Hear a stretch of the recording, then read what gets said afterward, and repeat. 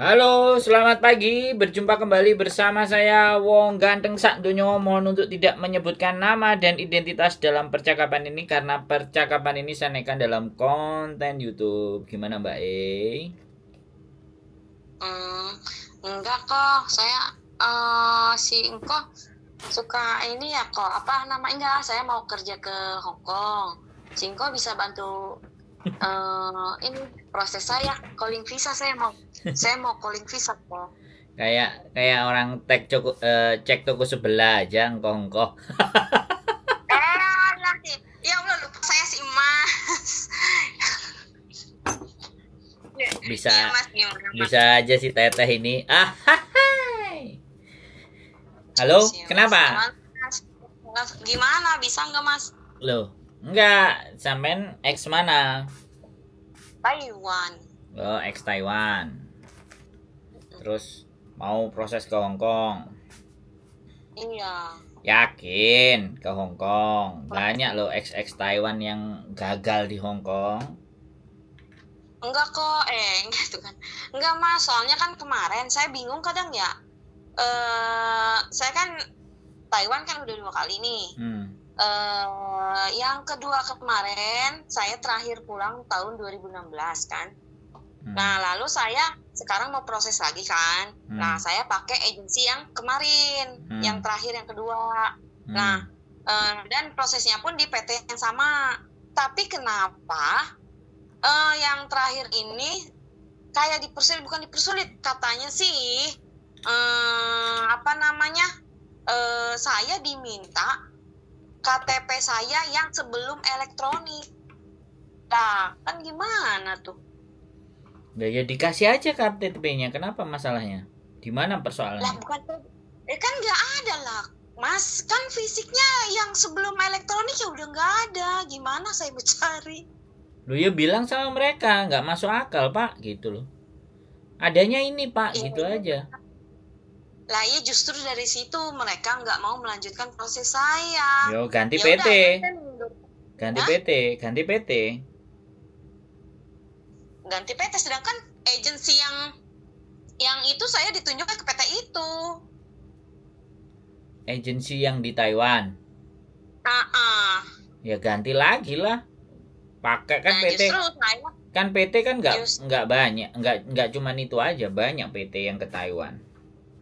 Oh iya, tapi kan saya maunya tadinya tuh calling visa biar cepet dan nanya, saya nggak mau tidur di PT gitu Mas. Ya repot, Iya. kalau nggak mau tidur di PT ya repot, prosedurnya kan di PT. Iya, maksud saya sekedar proses aja. Ntar kalau misalkan ada medikal atau proses yang lain, saya baru datang gitu. Itu kan karpe sampean, karpe PT kan nggak begitu. Gimana? Iya, tapi yang udah saya ini sih begitu, maaf loh Mas. Loh, enggak, gini loh Mbak. Jadi sampean itu berasa sampean diproses tapi prosesnya harus ngikuti cara sampean. Gimana? Coba.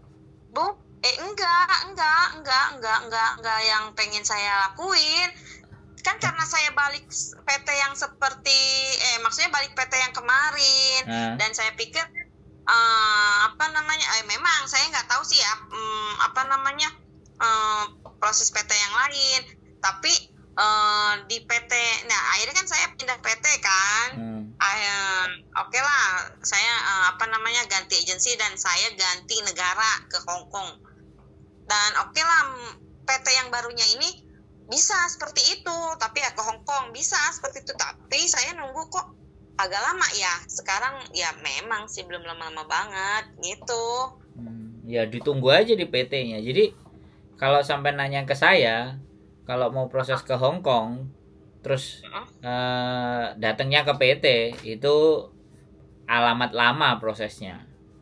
Kalau ke Hong Kong itu cari majikan dulu, biar cepet. Kan kayak gitu. Nah tuh. itu, iya. Nah iya ya, sampean tak kasih tahu kok. Nah itu, sampean tak kasih tahu. Enggak, maksud saya kok memang sih belum lama banget, tapi kok saya nunggunya kok calling bisa ini kok lama banget ya. Iya. Enggak seperti yang saya pikirin gitu loh Mas. Ya iya, karena kan sampean ke PT, sampean nggak nyari agent. Kalau ke Hong Kong. Iya. Iya kan? Tapi iya, tapi siapa Mbak lagi. Si mem yang di PT yang baru ini dia bilang Mbak Mardia in calling fee saja ya. Nanti saya cariin agensi dari sana, katanya biar bisa calling visa, katanya gitu. Ya sudah, ditungguin aja. Kalau katanya kayak gitu ya sampai nungguin aja, kan gampang toh.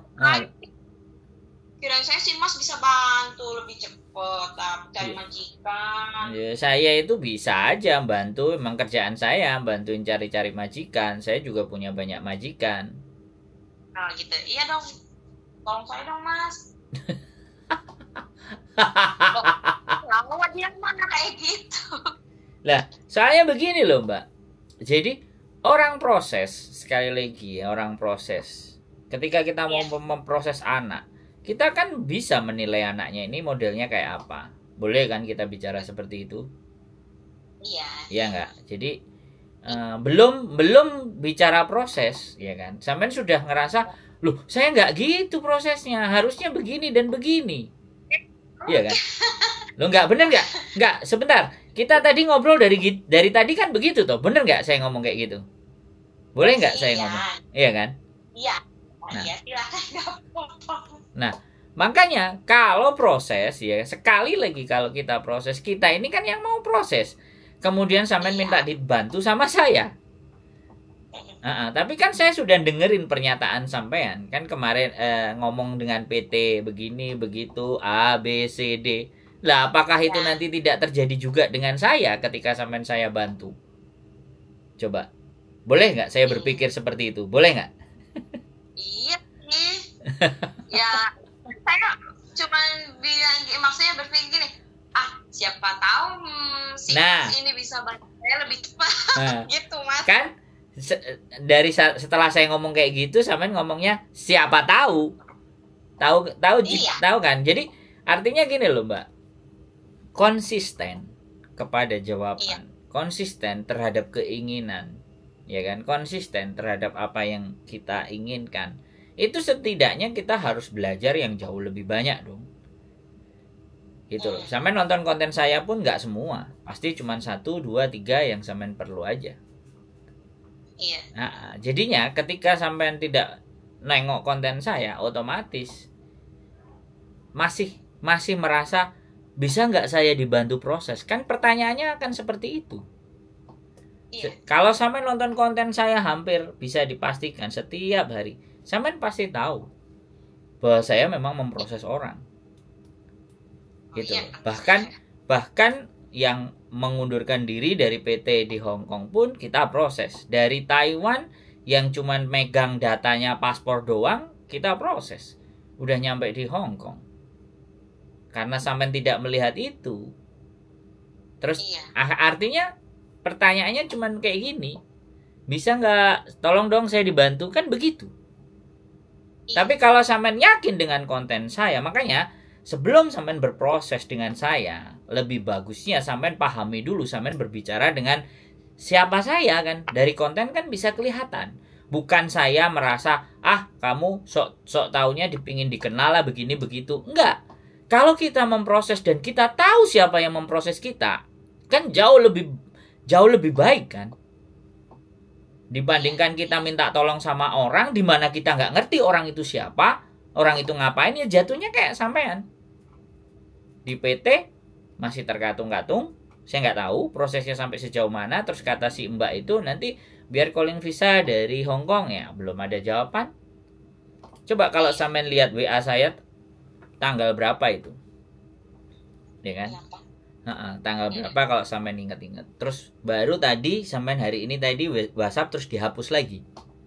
Boleh nggak kalau saya bilang sampean itu prosesnya ya masih coba-coba gitu?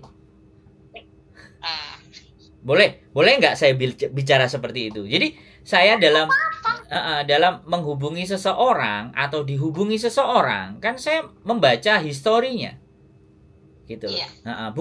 bukan saya tidak bisa membantu, Mbak, tetapi keyakinan dalam diri itu memang harus kuat karena Hong Kong nggak seenak di Taiwan. Banyak ex Hong Kong begitu, ex Taiwan begitu masuk ke Hong Kong kaget setengah mati. Bahkan ada yang berapa bulan cabut, bahkan ada yang 7 bulan, bervariasi 18 bulan. Saya tidak mendiskreditkan siapapun ex Taiwan ya, saya enggak. Tapi karena sudah lama Taiwan, ya kan, kemudian pindah ke sebuah negara, jangankan kok negara, desa sebelah sama desa sebelah aja cara bisa beda, apalagi ini negara. Dan itu yang tidak kami inginkan, Mbak, gitu loh. Jadi kami benar-benar berusaha membantu orang-orang yang memang benar-benar sudah merasa yakin bahwa dia itu bisa dibantu dengan kami. Jadi kan seperti itu, Mbak. Tapi kalau masih taruhlah mencoba-coba, maju mundur, ragu-ragu, iya atau tidak, itu kan kelihatan, Mbak. Iya sih, Mas, enggak. Yang Loh, gimana? Ayo, salah nggak saya ngomong? Saya ngomong salah nggak kira-kira? Memang saya ragunya bukan ragu di apa ya? Saya ragunya memang menurut saya kata saya gini, aduh, gue bisa nggak ya di Hong Kong? Gue biasanya di Taiwan. Aduh, gue bisa nggak ya? Gue bisa nggak ya di Hong Kong? Itu, Mas. Nah, ya. Makanya, karena keraguan itulah ketika kita memproses orang yang ragu. Coba, dalam hidup, sampean hidup sama orang-orang yang ragu dengan sampean, gimana coba rasanya?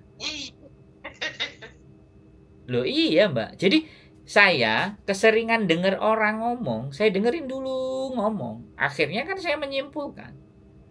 Iya. Dan seperti itu, masih ragu. Makanya, terus chat di tempat saya kan nggak saya hapus, Mbak. Siapapun yang pernah ngechat saya kan begitu nelpon kan saya lihat lagi gitu. Iya, saya ragu tadi tuh, makanya saya hapus. Aduh, gua gimana ini? Nah, kan? Saya beraniin diri, makanya saya nekat aja dan nelpon aja deh. Nah, makanya jadi sampean lebih bagus untuk menghapus atau menghilangkan keraguan, boleh ditonton konten saya. Dan saya bagaimana, dan saya seperti apa, dan ketika membantu orang juga kayak gimana, biar benar-benar meyakinkan di dalam diri sampean. Kondisi dan keadaan di Hong Kong walaupun tidak bisa 100% seperti apa yang ada di konten saya, tetapi setidaknya dari nonton konten saya, sampean bisa mempunyai gambaran. Sampean mempunyai nilai, sampean mempunyai, jadi sampean bisa belajar. Oh, begini, oh begitu, oh kayak gini, kayak gitu, sehingga mundur lagi saya. Kenapa? Iya, jadi mundur lagi kayaknya gua. Ya, lebih baik sampean nggak berangkat dengan saya dibandingkan sampean berangkat dengan keraguan-raguan. Kalau saya lebih berpikir seperti itu, Mbak. Bukan masalah dengan siapa itu saya proses, Mas. Yang saya ini itu pilihan negara yang saya mau, yang saya. Lah iya, walaupun negara Hong Kong, kalau sampean ngerasa bahwa oke, Taiwan terlalu ribet dan ruwet lagi, sumpah mumet lagi, ya sudah saya coba di Hong Kong. Lah, pastikan dulu keberanian sampean, kumpulkan dulu kekuatan sampean untuk ke Hong Kong, untuk menghadapi Hong Kong. Kumpulkan dulu pengetahuan-pengetahuan sampean tentang Hong Kong. Lah, pengetahuan-pengetahuan tentang Hong Kong itu didapat dari mana? Yang pertama ya sosial media, YouTube, dan di endingnya yang paling tegas adalah masuk ke PT. Iya. Kenapa ex Taiwan itu tidak banyak lama di PT? Yang 2 bulan pulang, 1 bulan pulang, 3 minggu pulang, 18 bulan pulang, 12 pulang. Itu karena dia memang tidak mengalami pendidikan di PT. Nah, sedangkan orang-orang di PT itu nggak cuma guru Taiwan, tapi guru-guru yang sudah pernah merasakan majikan Hong Kong. Nah, itu loh. Jadi, hari-hari ini, ex Taiwan itu mencoba mengadu nasib dengan cara yang gampang dan mudah, tanpa masuk ke PT, tanpa belajar bahasa Kantonis. Akhirnya yang terjadi nyampe di sini shock culture. Shock culture itu kaget. Nggak bisa dibayangkan. Waduh, kok kayak begini amat. Putarannya kencang sekali kalau di Hong Kong. Pekerjaannya padat sekali. Belum lagi majikannya yang serba banyak perhitungan, cerewet, dan semua-semua. Kalau ngomong teriaknya kenceng-kenceng. Waduh. Sekarang menurut Cik Mas, salah nggak kalau saya, kan tadinya saya mau ke Hong Kong, sudah mendengar si Mas kesimpulannya itu saya jadi mundur ke Hong Kong, salah nggak saya? Duh. Maksudnya jadi pilih ke Taiwan lagi? Loh, ya saya lebih baik begitu. Gitu ya? Iya, lebih baik begitu daripada saya menjerumuskan sampean di lubang-lubang penderitaan ketika nyampe di Hong Kong, kemudian sampean telepon, ngeluh, curhat ini, curhat itu, kok begini ya? Nah, mending sampean bulatkan tekad bagaimana caranya balik ke Taiwan lagi, sudah. Kalau sampean ngerasa, kalau sampean sudah merasa punya nyali, ya kan, udahlah, aku udah paham. Oke, aku tak coba tata hatiku lagi. Aku berangkat ke Hong Kong, ya silahkan. Jadi persoalan ini bukan salah atau benar. Persoalan ini adalah hidup sampean di 1, 2, 3, 4, 5 tahun ke depan. Iya. Jadi tidak bisa hanya diputuskan benar dan salah, tapi dipertimbangkan secara matang. Iya. Begitu loh. Makanya kan dari konten ini kan, dari sampean ngobrol juga sama saya kan, setidaknya sampean sudah bisa menilai. Sampean sudah bisa tahu ibaratnya. Nah, begitu ceritanya Mbak E. Ada lagi yang mau ditanya? Saya jawab. Apa yang menjadi pertanyaan sampean saya jawab kali ini. Ya udah deh, sekarang mungkin saya niatin positifin ke Taiwan. Nah. Tapi apa sih Mas bantu? Kenapa? Apa Mas bisa bantu saya? Ada. Saya punya nomornya orang ex Taiwan yang sekarang juga bantu proses kami ke Hong Kong juga. Jadi dia mantan guru dan mantan dia guru PT dan mantannya ex-nya Taiwan. Iya. Nanti saya kasih nomornya, sampean silahkan hubungi aja. Ya, iya deh Mas, kira sih Mas bisa. Atau loh, kenapa? Gak masih yang mana nomornya? Ya, atau nomor sampean ini kan nanti tak kasih ke ibunya. Bu, ini Mbak ini jangan disebut kan, tadi sampean lupa nyebut kan, sampean sebutkan nama sampean. Nanti Mbak ini nelpon mau balik lagi ke Taiwan gitu loh. Itu apa namanya? Ya udah nggak apa-apa, nanti saya yang telepon aja, boleh kan? Oh boleh, sampean telepon boleh.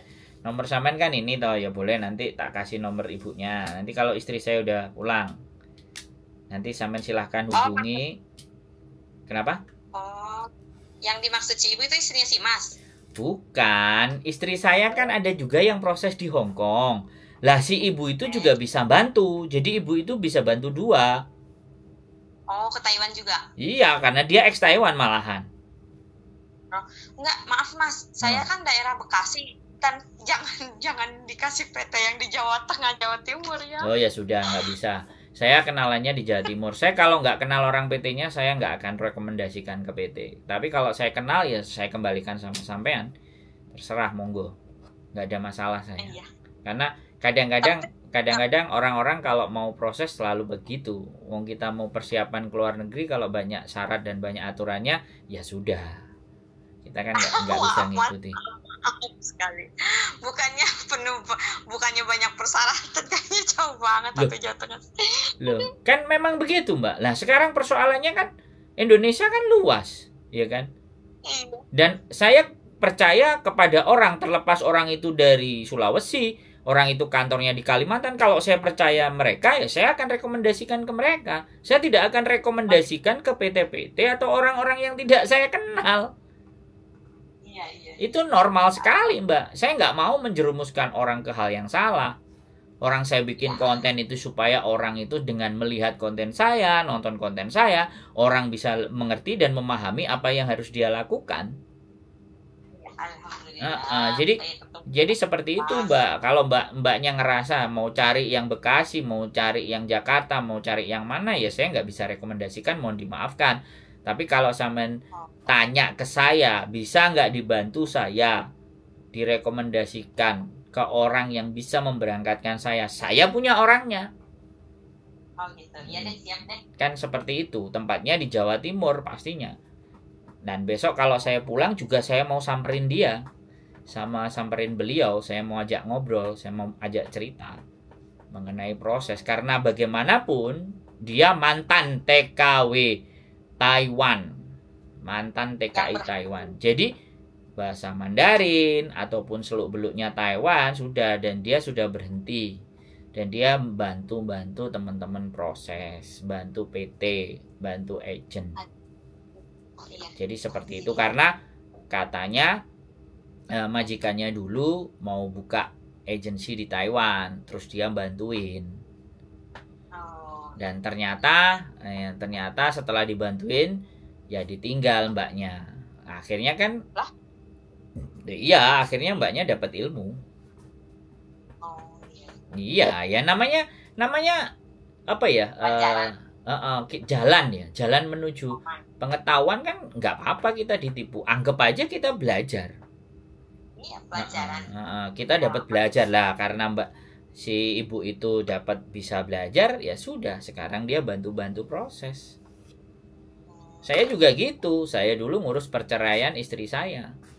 Gara-gara saya ngurusin perceraian semua. Jadi kalau saya ditanyain tentang perceraian teman-teman PMI Hong Kong, ya saya bisa jawab. Ya karena pengalaman saya, perceraian istri saya yang hampir 8 bulan sampai 9 bulan nggak kelar-kelar, itu pun juga ketipu. Nah sekarang saya jadi berusaha bisa membantu orang, baik menikah di Hong Kong dan menikah di Indonesia.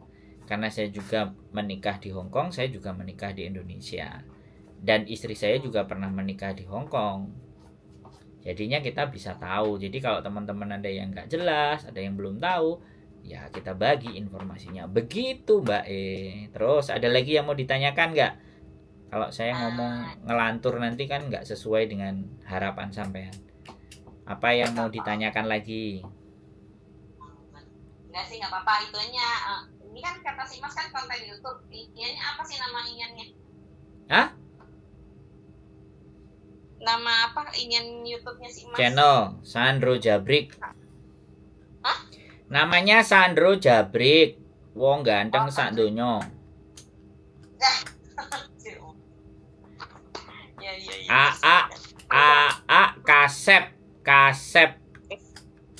Kasep pisan. Sandro Jabrik ya? Nih, saya lihat nih. Kan lalu gitu. Sandro Jabrik, ini dia nih. Oh ini. Berapa video? Dicek dong, berapa video? Iya banyak nih Mas.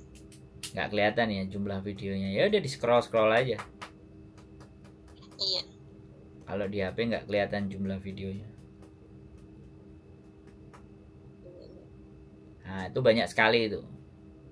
Saya nulis juga ex Taiwan. Nah, berjuang di Hong Kong. Nah, ada juga. Banyak sekali. Sekali, Mbak. Nah, ya, boleh dibayangkan dan boleh dicek, boleh dilihat, boleh disesuaikan, bisa dipelajari. Monggo. Gitu Mbak E. Yes. Ya udah deh, saya mau minta nomor itunya ya. Yang Taiwan, oke? Okay? Iya. Tak tandai ya nomornya sampai nanti. Nanti tak kirimin. Asal jangan ditandai orang jahat aja saya. Kenapa? Jangan ditandain orang brengsek ya. Saya nggak begitu Mbak. Orang sampai WA dihapus saja saya jawab kok. Padahal WA-nya dihapus. Saya jawab kan. Oke, gitu kan. Iya. Bukannya dihapus kan, ya itu yang tadi dibilang ragu. Iya karena ragu. Makanya dihapusnya jangan dulu deh gitu. Bukannya dihapus karena apa-apa. Oke, siap. Iya. Oke, gitu aja Mbak ya. Iya Mas, Oke, makasih banyak sehat Mas. selalu ya, nggak apa-apa, sehat selalu. Semoga apa yang diharapkan bisa tercapai. Oke, terima kasih. Assalamualaikum. Ya, salam. Oke teman-teman semua ya, ex Taiwan mau berjuang ke Hong Kong. Udah pokoknya siapapun yang mau proses pasti tak takut-takutin ya. Biarin saya takut-takutin biar dia mantap tujuannya. Biar nggak ragu. Kalau ragu kan bahaya. Jadi ya seperti itulah teman-teman. Kalau kita itu ragu terhadap keputusan kita itu akan menjadi sesuatu yang nggak pas ya. Sekali lagi ex Taiwan, dan ada yang bisa berjuang, ada yang sanggup berjuang, ada yang nggak mampu berjuang. Sebenarnya bukan hanya ex Taiwan ya, non juga. Jadi kan kita menganggap ex Taiwan juga mungkin bahasa Mandarin sudah, tapi sekali lagi di sini kan Hong Kong. Jadi ada Kantonisnya, ada bahasa Inggrisnya. Jadi kadang-kadang luar biasa juga kan negara tujuan itu Singapura. Dan kembali lagi karakter orang Taiwan dan karakter orang Hong Kong kan jangankan beda negara, orang setiap karakter orang itu aja beda-beda. Jadi kembali lagi di sini bahwa saya ingin menyampaikan juga kepada teman-teman semuanya, kalau merekomendasikan kami itu saya minta tolong ya sekali lagi kalau boleh supaya mereka tidak tersesat dan kebingungan, kalau boleh share aja channel YouTube-nya atau suruh tonton dulu channel YouTube-nya. Jadi sebelum dikasihkan nomor suruh nonton dulu channel YouTube-nya, karena sekali lagi kita berbicara dengan orang yang tidak mengenal kita atau tidak kita kenal, itu pasti kan kerasa. Ada rasa dimana bahwa wah orang ini nggak ngerti, oh orang ini nggak paham, oh orang ini nggak ngerti, orang ini nggak tahu.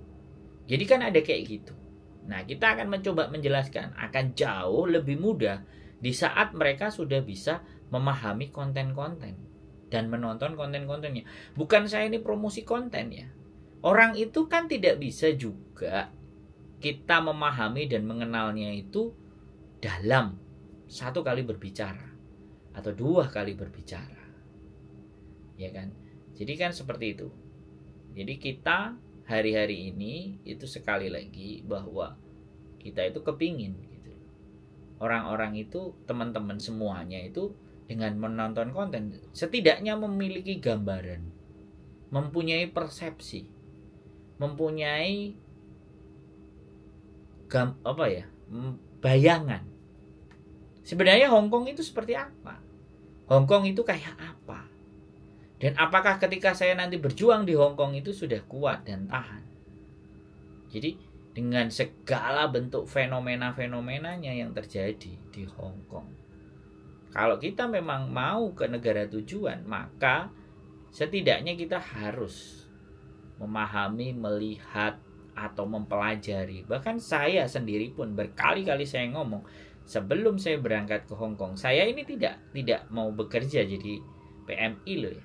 Saya cuma mau berangkat ke Hong Kong saja, mau berjuang aja di Hong Kong. Saya 6 bulan melihat dari kejauhan sana, dari Indonesia sana, saya melihat Hong Kong itu seperti apa, bordernya bagaimana, keluar masuknya kayak apa, karakteristiknya bagaimana. Terus nanti kalau saya di Hong Kong itu saya mau tinggal di mana. Jadi itu saya pikirkan, itu saya pelajari, itu saya lihat. Makanya kalau teman-teman sudah masuk ke PT 1 bulan, 2 bulan, ya kan, minimalnya kalian masuk. Kalau kalian bisa masuk 6 bulan, udah belajarlah 6 bulan di PT sebaik-baiknya. Belajarlah inisiatif, belajarlah ini dan itu dan semuanya. Jangan merasa mengeluh, karena anak-anak yang di zaman dahulu proses di PT-nya lama. Karena prosesnya lama, maka mereka akan tahan. Walaupun itu tidak ada jaminan, tapi setidaknya mereka pernah mengalami fase di mana di PT-PT itu yang makannya nggak karu-karuan, piketnya bagaimana, badannya juga capek, dimaki-maki, dimarahin, itu kan bagian dari proses. Sehingga ketika masuk Hong Kong, kalian akan paham dan mengerti, oh ternyata begini proses di PT, bermanfaat buat saya. Oke, tetap semangat, keep stay tune di YouTube channel, and see you next video. Bye bye.